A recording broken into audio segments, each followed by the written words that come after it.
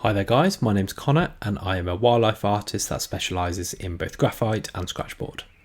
So welcome into part 2 of this French Bulldog graphite series.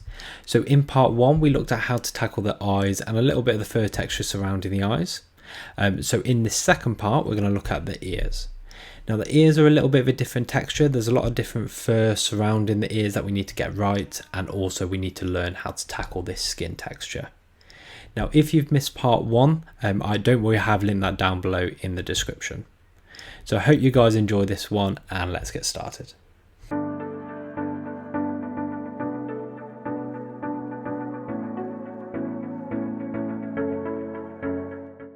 Right then guys, so before we get started, I just wanted to go over the tools that we're going to be using for this one. So I'm going to put a full materials list down in the description so you can see what we're going to be using. But it's basically the same as what we used in part 1 in regards to the pencils. Now the only difference with this part, or with the ears, is that we're going to be using graphite powder a lot more. Now I find that the graphite powder really allows me to get a nice base tone, especially when I'm working on something that's a little bit smoother or a little bit of a different texture like these ears. So you're going to be seeing me use that quite a lot in this one. Now you'll notice that one of the ears is already finished. Now this gives you a good reference as to what we're going to be aiming for. So feel free, if you want to stop the video, pause the video and just zoom in and have a little bit of a look at that ear so you know what you're working towards. Now the first part of this ear is we're going to be sort of laying in those general values and that groundwork initially, and this is going to be done using, like I say, our graphite powder. Now the graphite powder that I use, I actually make myself. So basically I just grind down a 9B Faber-Castell graphite block, and then I just dip my blending stump into that block and just sort of slowly work to build up the values.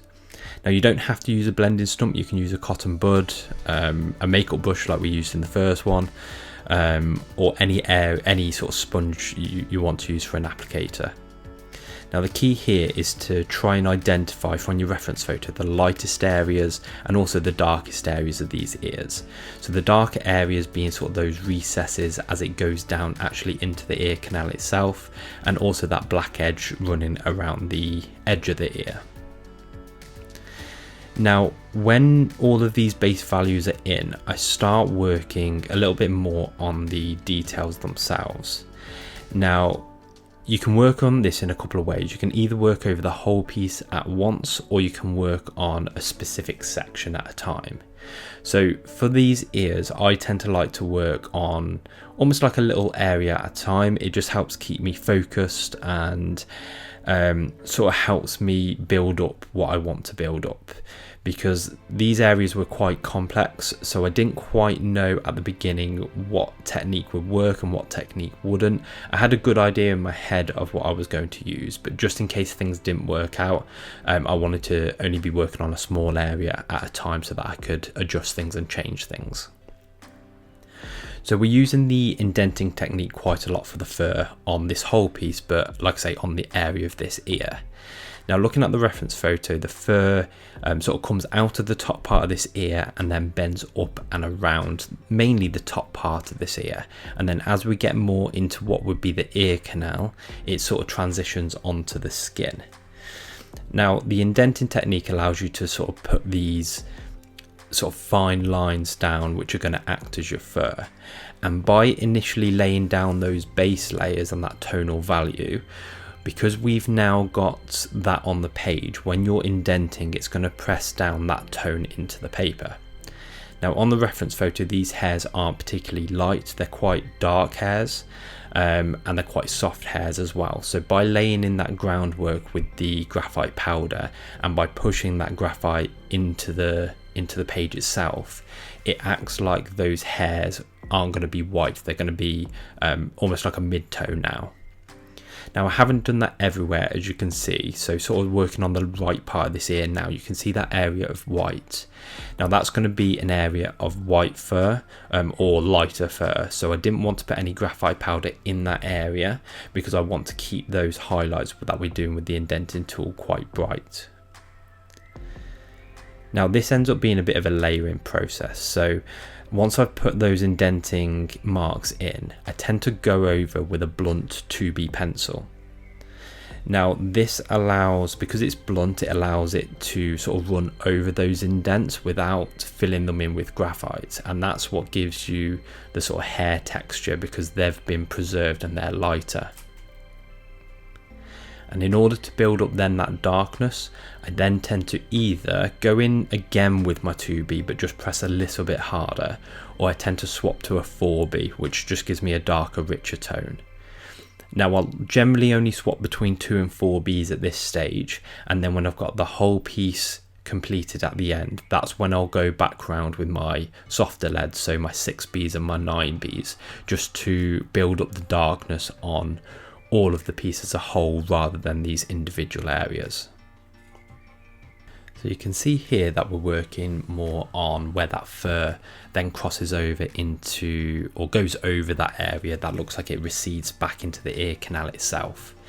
Now these hairs we're paying a little bit closer attention to, because we want them to look like they're overlapping this area. So we have to try and keep them nice and sharp and clean. And what I'm trying to do is go back into those hairs from the area of the ear canal to darken up that area to really make those hairs look like they're standing out. Now on an area such as this where we want the hair to look a bit lighter, the trick for this is just to not go over with so many layers of your graphite pencil. You want to leave more clumps of white fur, whereas in the darker areas of fur, such as up here where I'm working on the top of the ear, or that area just to the top left of the ear, we're going to go over those a lot more with graphite. And we're also going to use our mechanical pencil, because with the mechanical pencils we're going to keep the edge nice and sharp. Now by doing this, it allows us to almost work back into those indenting technique, in those indenting marks, and it allows us to darken those up. Now if you feel like you need to darken some of those indenting marks up, but you haven't, or you're struggling to get your pencil sharp enough to go into the grooves, you can also blend it out again with your paper stump or with a makeup brush.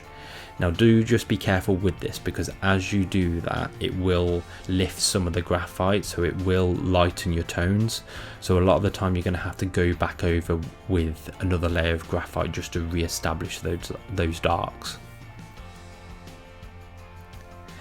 Now at this stage I've stopped working on individual areas, and I've now started looking at the ear as a whole and also comparing this ear to the other ear.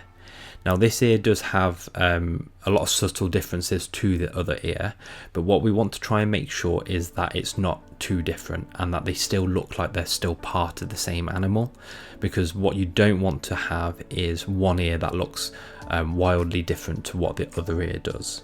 So even though the fur goes in a slightly different direction, or there are differences in the tonal values, the ears still look part of the same piece, and that's what you want to try and focus on and try and replicate. So now we're just slowly trying to add some more finer detail into this ear. So when I looked at the reference photo, you can actually start to see the folds of cartilage in the bottom part of this ear, and that's what I'm just trying to replicate here with my kneadable eraser. I don't want it to be too stark, I just want it to be a subtle texture in that part of the ear. And I think nearer the end of this video, when I'm darkening things up, I just shade over that a little bit, because at the minute it's a little bit too bright.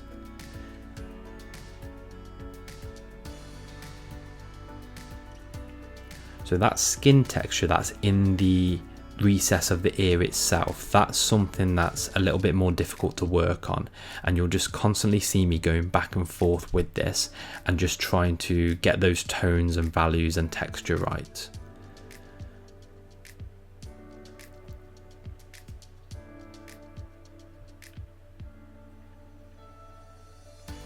Now the final part of this ear is trying to make it look like it's attached to the body. So at the minute we do have that stripe of fur that's sort of separating the top part of the face from this ear. So now that I've got most of the ear textures in, I'm going to start now working on bringing the ear together with the rest of the head. Now the reason I've left this a little bit later is because I want to bring my fur texture from the head to look like it's going over the ear, because the ear is going to be sitting a little bit behind where the fur on the head is.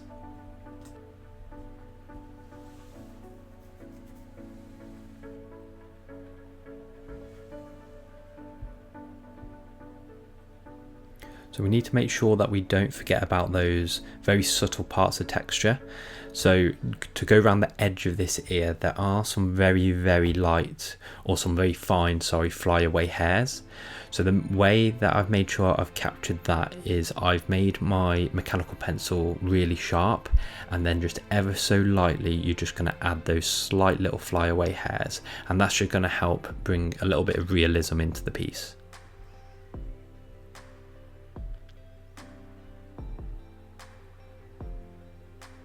Now often areas such as this can look a little bit flat, so don't be afraid to really try and push that contrast level a little bit.